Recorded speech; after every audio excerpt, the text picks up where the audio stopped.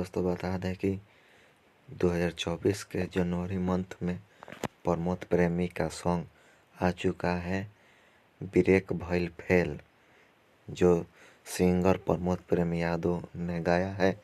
ये song global music junction से 30 तारीख के सुबह में 6 बजे रिलीज हो चुका है।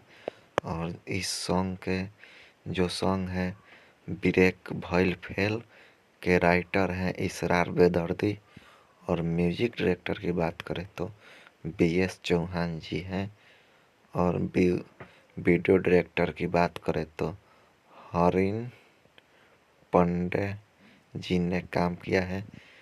वीडियो डायरेक्टर का प्रोड्यूसर बोले तो प्रीत चौधरी जी हैं, और प्रोड्यूसर हैं राजकुमार सिंह जी। और ये सॉन्ग बता दें कि ग्लोबल म्यूजिक जंक्शन से 30 तारीख के 6 बजे रिलीज हुआ है। तो आप सब वीडियो को ज़्यादा से ज़्यादा देखें।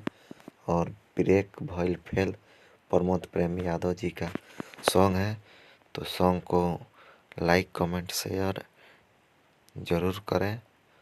और मेरे चैनल पे आप पहली बार आए हैं तो प्लीज़ चैनल को सब्सक्राइब करें और लाइक कमेंट शेयर ज़रूर करें।